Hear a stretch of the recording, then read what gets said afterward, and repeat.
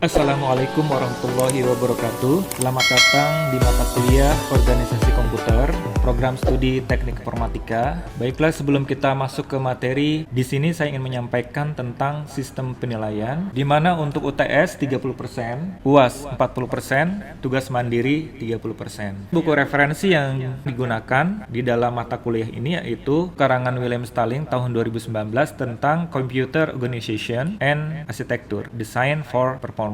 Ini edisi 11 version. Adapun materi di pertemuan pertama ini yaitu berkaitan dengan organisasi dan arsitektur, kemudian struktur dan fungsi. Di sini untuk definisi komputer yaitu kata komputer ini berasal dari bahasa Latin yaitu computare yang artinya ini menghitung. Nah, dalam bahasa Inggris disebut to compute. Nah, ini secara definisi komputer diterjemahkan sebagai sekumpulan alat elektronik yang saling bekerja sama dan dapat menerima data yaitu inputan, adanya pengolahan data atau proses, dan memberikan informasi atau output, serta terkoordinasi di bawah kontrol program yang tersimpan di memori utama. Yaitu di sini kata kuncinya adalah adanya input, adanya proses serta output, adanya kontrol program, adanya memori. Nah, di sini kita lihat perbedaan antara arsitektur dengan organisasi komputer. Arsitektur komputer ini mengacu pada atribut-atribut sistem yang terlihat oleh programmer, atau dengan kata lain, atribut-atribut yang memiliki dampak langsung pada eksekusi logis suatu program. Istilah yang sering digunakan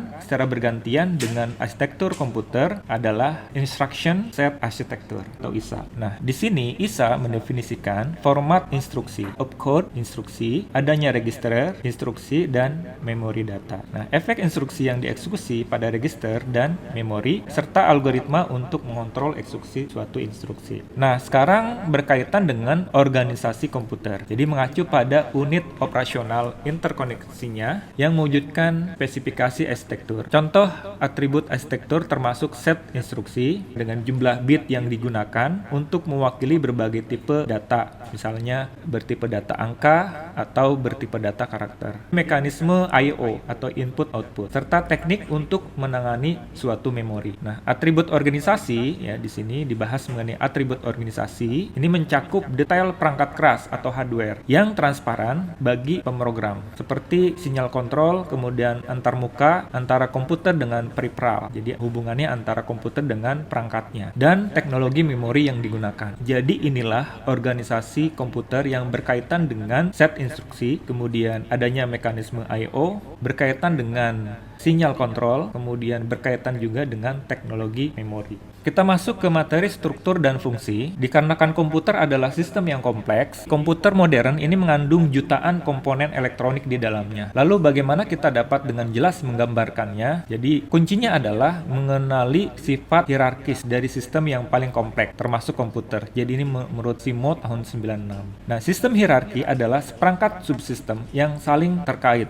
Setiap subsistem berisi subsistem tingkat yang lebih rendah, sampai kita mencapai beberapa tingkat rendah dari subsistem dasar. Hierarki yang paling kompleks ya yang paling dasar. Sifat hierarki dari sistem yang kompleks sangat penting untuk desain dan deskripsinya. Jadi desainer hanya perlu berurusan dengan tingkat tertentu dari sistem pada suatu waktu. Pada setiap level, sistem terdiri dari sekumpulan komponen dan keterkaitannya. Di sini perilaku di setiap level hanya tergantung pada karakterisasi yang disederhanakan dan diabstrasikan dari sistem ke level bawah berikutnya. Nah, di sini kita lihat bahwa pada setiap tingkat, ini desainer berkaitan dengan dua hal, yaitu berkaitan dengan struktur dan fungsi. Struktur ini cara di mana komponen saling terkait. Nah, sedangkan fungsi berarti operasi dari setiap komponen individu sebagai bagian dari struktur.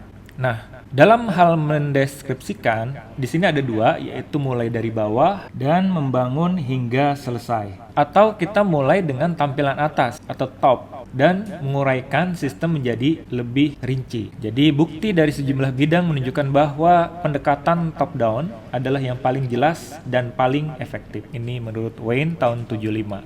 Nah, berkaitan dengan struktur adalah cara komponen-komponen saling berinteraksi. Terdapat 4 utama.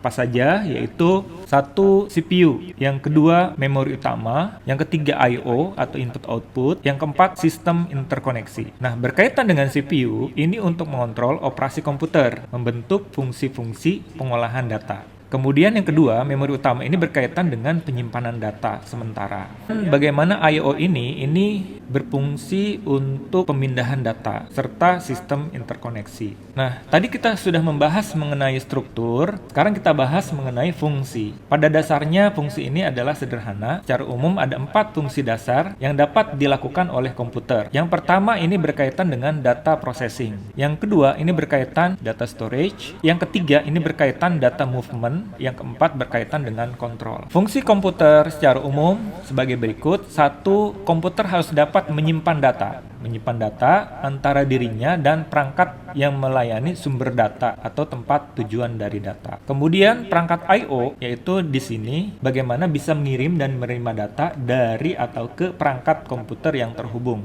Yang ketiga, perangkat yang terhubung disebut peripheral. Yang keempat, pada saat data dipindahkan ke jarak yang lebih jauh, misalkan dengan remote device, proses tersebut dikenal sebagai komunikasi data. Nah, yang kelima ini berkaitan dengan fungsi pemindahan, penyimpanan, pengolahan data harus dikontrol dengan menggunakan instruksi-instruksi. Sekarang kita bahas tentang data processing. Data dapat diambil dalam berbagai bentuk dan berbagai pemrosesan persyaratannya yang luas. Namun kita akan melihat bahwa hanya ada beberapa metode dasar atau jenis pengolahan data. Kemudian di sini berkaitan dengan data storage. Bahkan jika komputer sedang memproses data dengan cepat, yaitu di sini bagaimana data masuk kemudian diproses dan hasilnya langsung keluar, komputer harus menyimpan sementara setidaknya potongan data yang dapat dikerjakan pada saat tertentu. Jadi setidaknya ada jangka pendek fungsi penyimpanan data. Jadi sama pentingnya komputer melakukan fungsi penyimpanan data jangka panjang. File data disimpan di komputer untuk mengambil dan memperbaharui selanjutnya. Kemudian data movement, yaitu bagaimana lingkungan operasi komputer ini terdiri dari perangkat atau device yang berfungsi sebagai sumber atau tujuan data. Ketika data diterima dari atau dikirim ke perangkat yang terhubung langsung ke komputer, prosesnya dikenal dengan input-output atau I/O, dan perangkat tersebut disebut sebagai peripheral. Ketika data dipindahkan melalui jarak yang lebih jauh atau dari ke perangkat jarak jauh, prosesnya dikenal sebagai komunikasi data. Kemudian kontrol, yaitu di dalam komputer ini ada unit kontrol yang mengelola sumber daya komputer dan mengatur kinerja bagian-bagian fungsionalnya sebagai respon terhadap instruksi. Kemudian berkaitan dengan struktur, kita sekarang lebih mengenal secara umum struktur internal komputer. Kita mulai dengan tradisional komputer dengan prosesor tunggal yang menggunakan unit kontrol yang diprogram secara mikro. Kemudian memeriksa struktur multicore yang lebih rinci atau lebih khas. Baiklah, demikian materi tentang organisasi komputer. Saya tutup. Wassalamualaikum warahmatullahi wabarakatuh.